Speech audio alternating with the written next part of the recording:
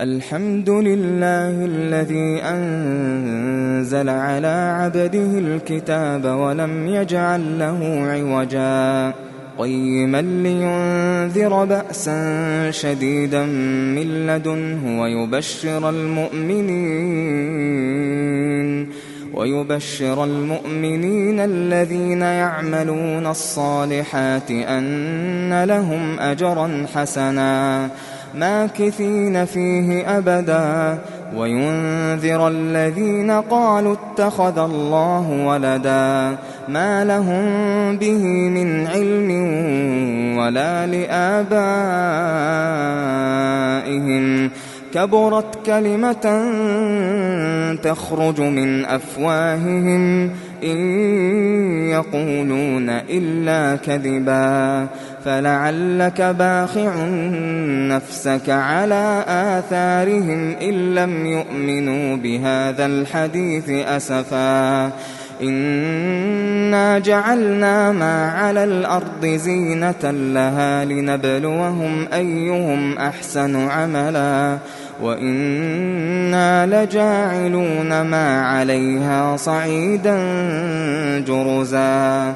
أم حسبت أن أصحاب الكهف والرقيم كانوا من آياتنا عجبا إذ أوى الفتية إلى الكهف فقالوا ربنا آتنا من لدنك رحمة وهيئ لنا من أمرنا رشدا فضربنا على آذانهم في الكهف سنين عددا ثم بعثناهم لنعلم أي الحزبين أحصى لما لبثوا أمدا نحن نقص عليك نبأهم بالحق إنهم فتية آمنوا بربهم وزدناهم هدى وربطنا على قلوبهم إذ قاموا فقالوا ربنا رب السماوات والأرض لن ندعو من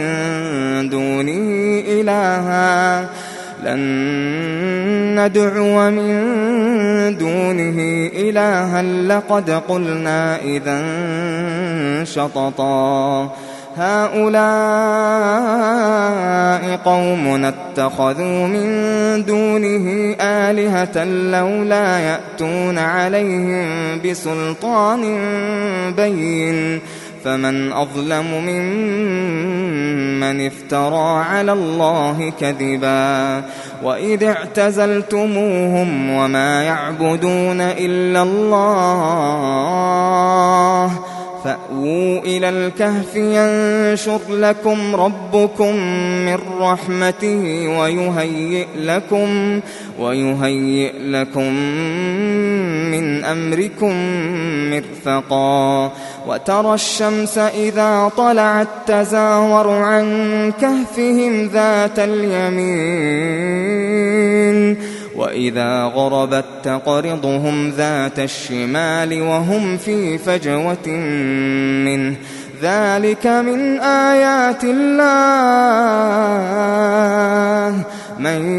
يهد الله فهو المهتد ومن يضلل فلن تجد له وليا مرشدا وتحسبهم أيقاظا وهم رقود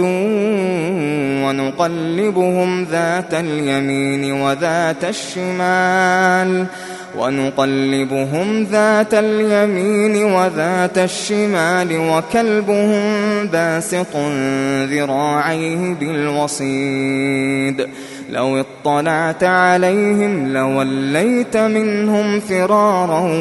ولملئت منهم رعبا وكذلك بعثناهم ليتساءلوا بينهم قال قائل منهم كم لبثتم قالوا لبثنا يوما أو بعض يوم قالوا ربكم أعلم بما لبثتم فابعثوا أحدكم بورقكم هذه إلى المدينة فلينظر فلينظر أيها أزكى طعاما فليأتكم برزق منه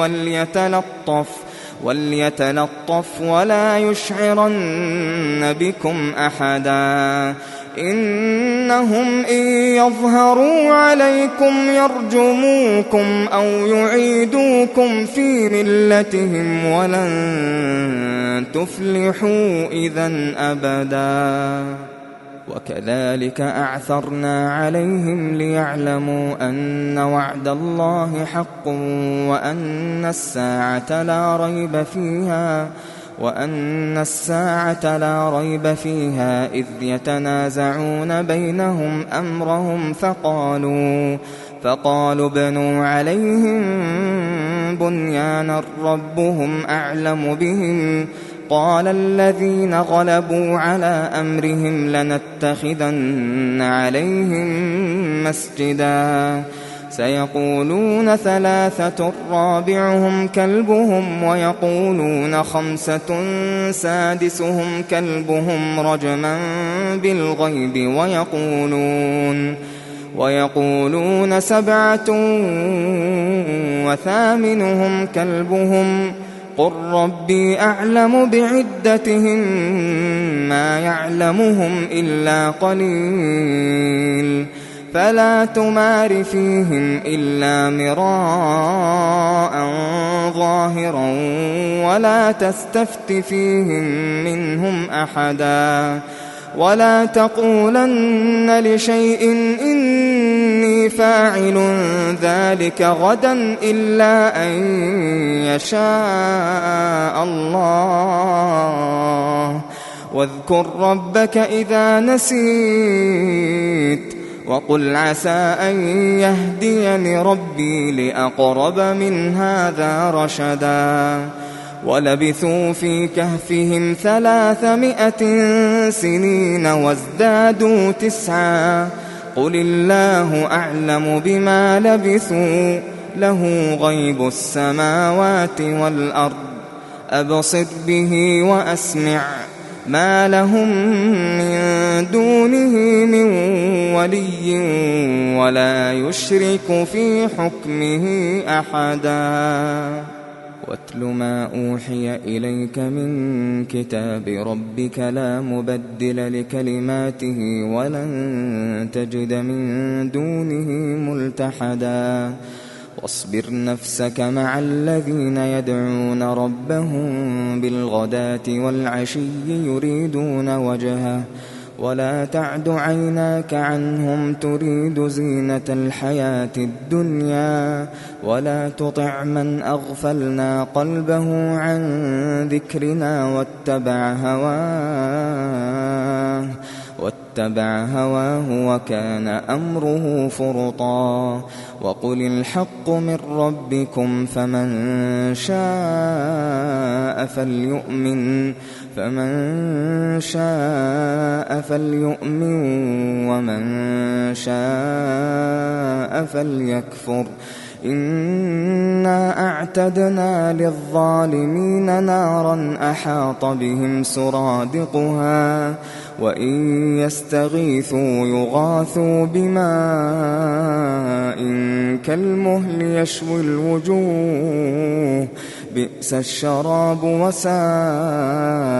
مرتفقا إن الذين آمنوا وعملوا الصالحات إنا لا نضيع أجر من أحسن عملا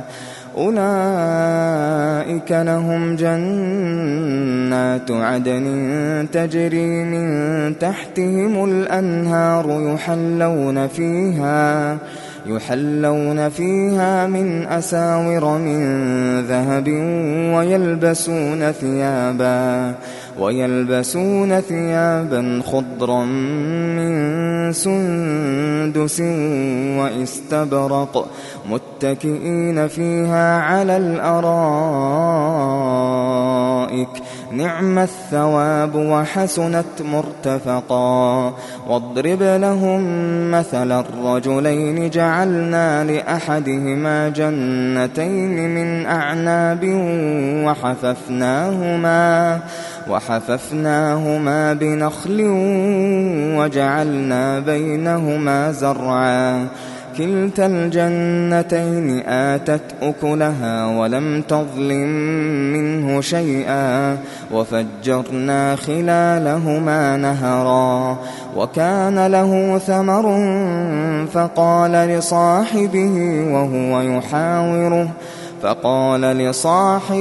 وهو يحاوره أنا أكثر منك مالا وأعز نفرا ودخل جنته وهو ظالم لنفسه قال ما أظن أن تبيد هذه أبدا وما أظن الساعة قائمة ولئن رددت إلى ربي لأجدن خيرا منها منقلبا قال له صاحبه وهو يحاوره أكفرت بالذي خلقك من تراب ثم من نطفة ثم سواك رجلا لكن هو الله ربي ولا أشرك بربي أحدا ولولا إذ دخلت جنتك قلت ما شاء الله لا قوة إلا بالله إن ترني أنا أقل منك مالا وولدا فعسى ربي أن يؤتيني خيرا من جنتك ويرسل عليها حسبانا من السماء فتصبح صعيدا زلقا أو يصبح ماؤها غورا فلن تستطيع له طلبا وأحيط بثمره فأصبح يقلب كفيه على ما أنفق فيها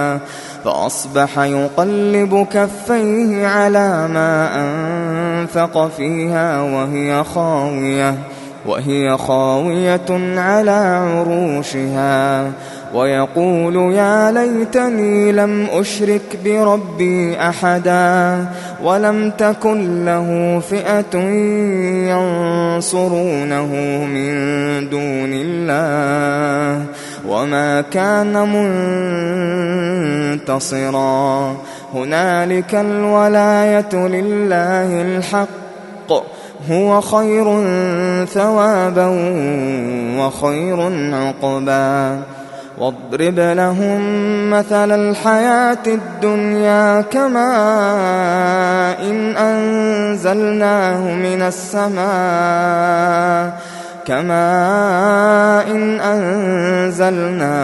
السماء فاختلط به نبات الأرض فأصبح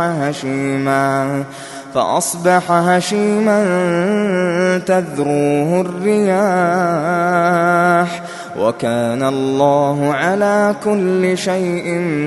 مقتدرا المال والبنون زينة الحياة الدنيا والباقيات الصالحات خير عند ربك ثوابا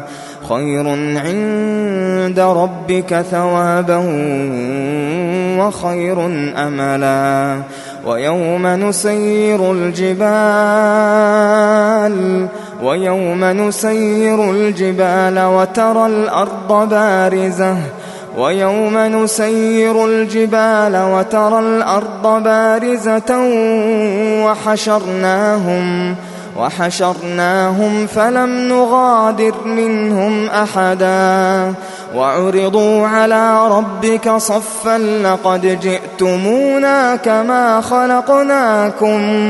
لقد جئتمونا كما خلقناكم أول مرة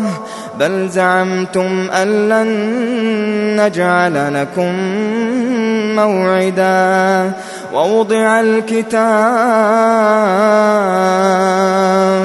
ووضع الكتاب فترى المجرمين مشفقين مما فيه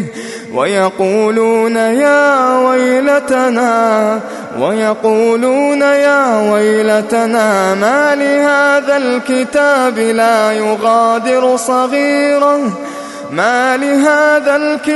لا يغادر صغيرة ولا كبيرة إلا أحصاها ووجدوا ما عملوا حاضرا ولا يظلم ربك أحدا. وإذ قلنا للملائكة اسجدوا لآدم فسجدوا إلا إبليس كان من الجن ففسق عن أمر ربه أفتتخذونه وذريته أولياء من دوني وهم لكم عدو بئس للظالمين بدلا. ما أشهدتهم خلق السماوات والأرض ولا خلق أنفسهم وما كنت متخذ المضلين عضدا. ويوم يقول نادوا شركائي الذين زعمتم فدعوهم فلم يستجيبوا لهم وجعلنا بينهم موبقا. ورأى المجرمون النار فظنوا أنهم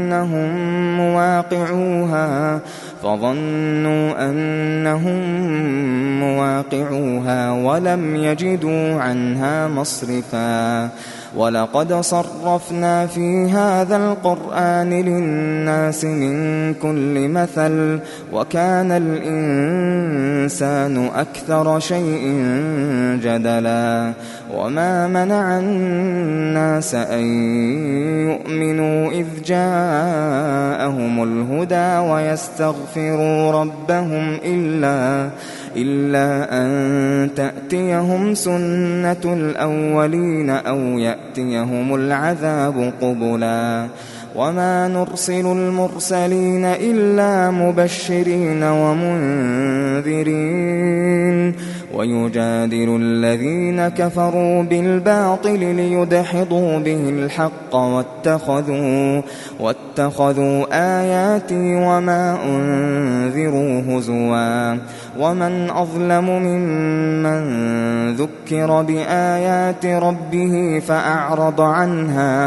فأعرض عنها ونسي ما قدمت يداه. إنا جعلنا على قلوبهم أكنة أن يفقهوه وفي آذانهم وقرا وإن تدعهم إلى الهدى فلن يهتدوا إذن أبدا. وربك الغفور ذو الرحمة لو يؤاخذهم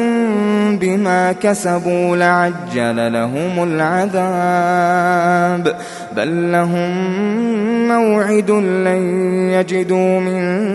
دونه موئلا. وتلك القرى أهلكناهم لما ظلموا وجعلنا لمهلكهم موعدا. وإذ قال موسى لفتاه لا أبرح حتى أبلغ مجمع البحرين أو أمضي حقبا. فلما بلغا مجمع بينهما نسيا حوتهما فاتخذ سبيله في البحر سربا. فلما جاوزا قال لفتاه آتنا غداءنا لقد لقينا من سفرنا هذا نصبا. قال أرأيت إذ أوينا إلى الصخرة فإني نسيت الحوت فإني نسيت الحوت وما أنسانيه إلا الشيطان أن أذكره واتخذ سبيله في البحر عجبا قال ذلك ما كنا نبغ فارتدا على آثارهما قصصا فوجدا عبدا من عبادنا آتيناه رحمة من عندنا وعلمناه من لدنا علما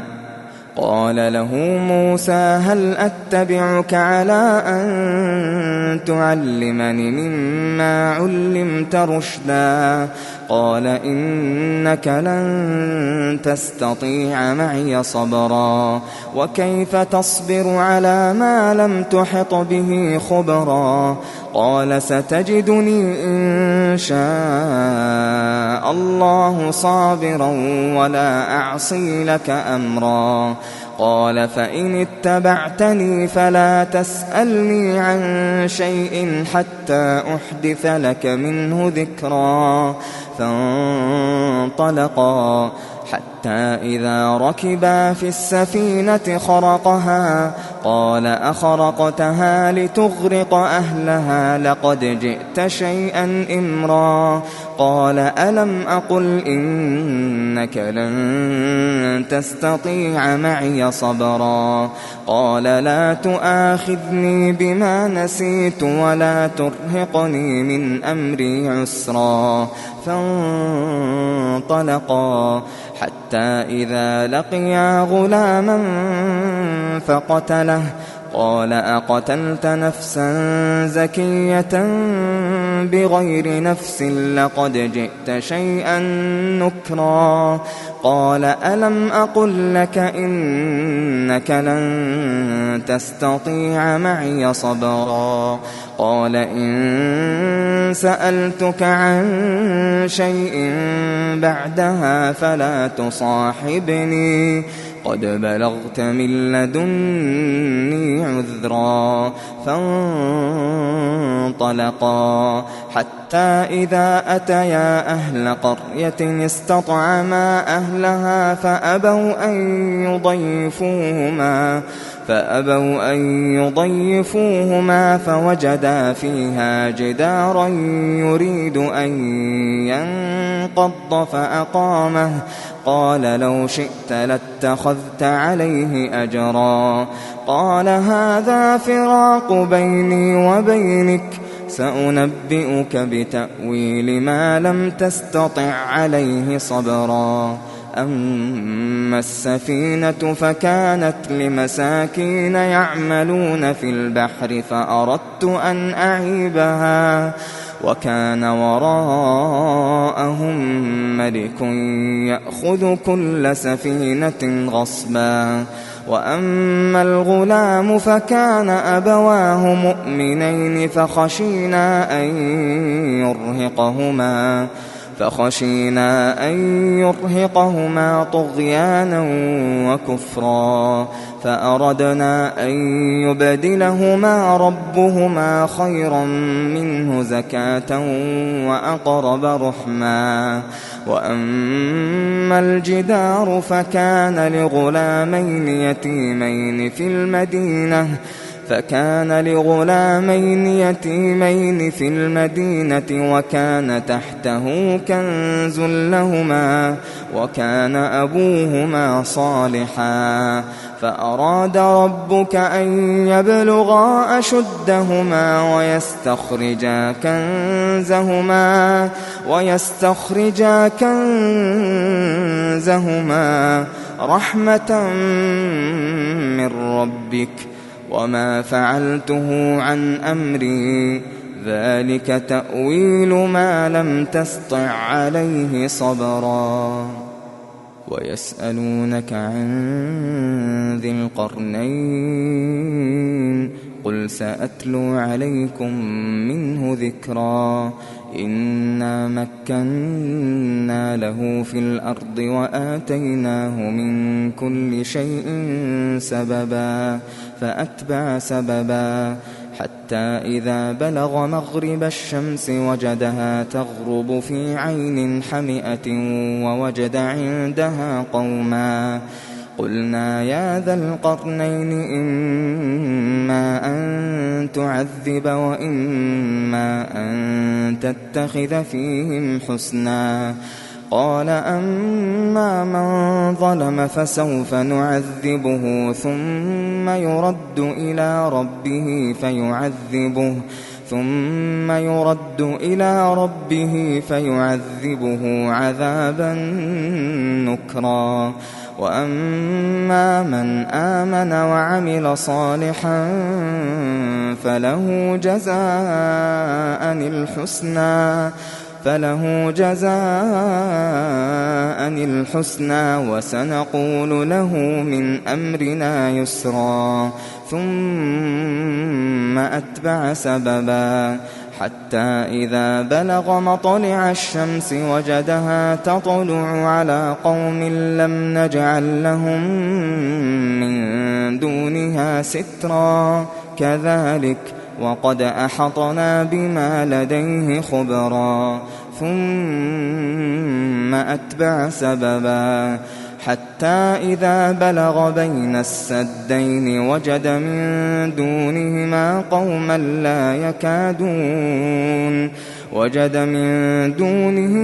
قوما لا يكادون يفقهون قولا قالوا يا ذا القرنين إن يأجوج ومأجوج مفسدون في الأرض فهل نجعل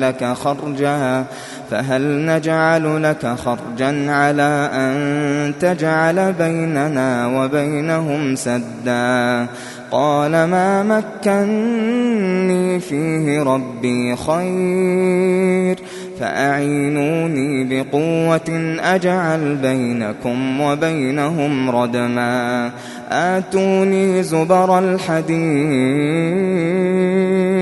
حتى إذا ساوى بين الصدفين قال انفخوا حتى إذا جعله نارا قال آتوني أفرغ عليه قطرا فما استطاعوا أن يظهروه وما استطاعوا له نقبا قال هذا رحمة من ربي فإذا جاء وعد ربي جعله دكا وكان وعد ربي حقا وتركنا بعضهم يومئذ يموج في بعض ونفخ في الصور فجمعناهم جمعا وعرضنا جهنم يومئذ للكافرين عرضا الذين كانت أعينهم في غطاء عن ذكري وكانوا لا يستطيعون سمعا أفحسب الذين كفروا أن يتخذوا عبادي من دوني أولياء إنا أعتدنا جهنم للكافرين نزلا قل هل ننبئكم بالأخسرين أعمالا الذين ضل سعيهم في الحياة الدنيا وهم يحسبون أنهم يحسنون صنعا أولئك الذين كفروا بآيات ربهم ولقائه فحبطت أعمالهم فلا نقيم لهم يوم القيامة وزنا ذلك جزاؤهم جهنم بما كفروا واتخذوا آياتي ورسلي هزوا إن الذين آمنوا وعملوا الصالحات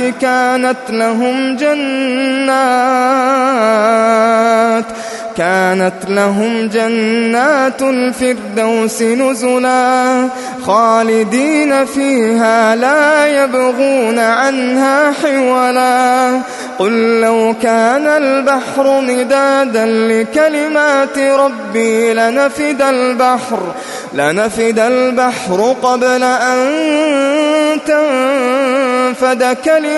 ربي لنفد البحر قبل أن تنفد كلمات ربي ولو جئنا بمثله مددا قل إنما أنا بشر مثلكم يوحى إلي أنما إلهكم إله واحد فمن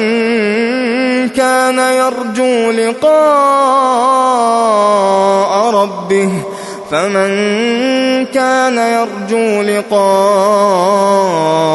ربه فليعمل عملا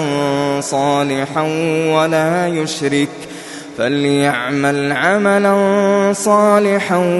ولا يشرك بعبادة ربه أحدا.